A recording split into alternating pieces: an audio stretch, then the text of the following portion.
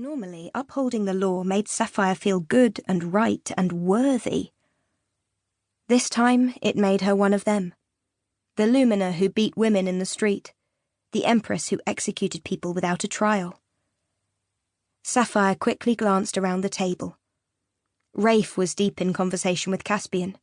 Roa had the Empress talking about the Blight. What if she's right? Safire thought of Eris's question on the balcony. What if I'm not one of the good soldiers? She swallowed, suddenly seeing herself through different eyes. What if I'm one of the bad ones? Safire.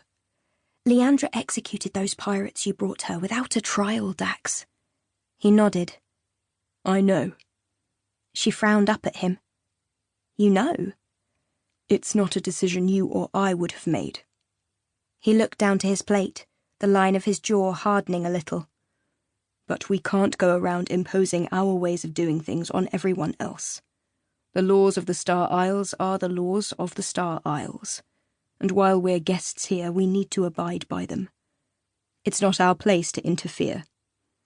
Safire stared at her king. And if those laws are unjust?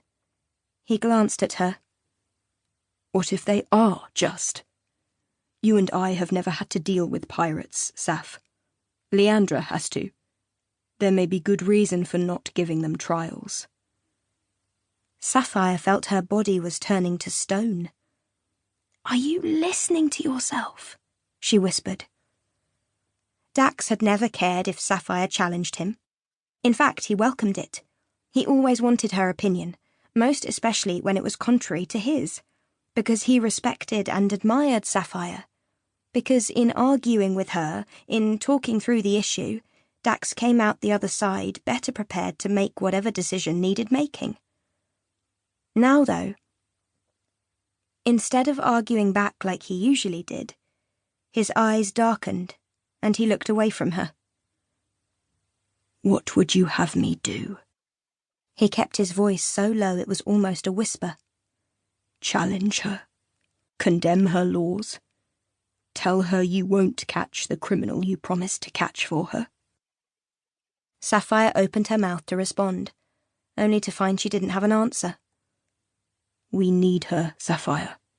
The Scrublands need her. Without those seeds she's promised us, hundreds of thousands will die. Tell me those lives matter to you. Safire's throat burned. Of course they mattered to her. How could he ask her that? Because if they mattered, she realised, I would put them first, above Eris. People were starving to death. Roa's family was starving to death, and here Safire was, compromising the very alliance that would save their lives. She suddenly wanted to rise from the table and leave. Not just the grand ballroom, not just the citadel, but Axis itself. This city, these islands, they were twisting her into someone she wasn't. Sensing her agitation, Dax said, What is really going on here? Safire couldn't look at him. She couldn't look at any of them.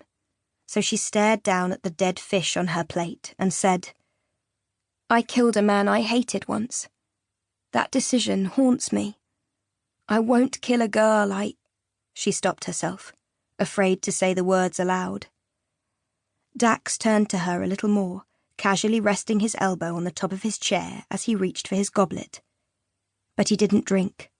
He was trying very hard not to draw attention to their conversation, but his gaze was sword sharp.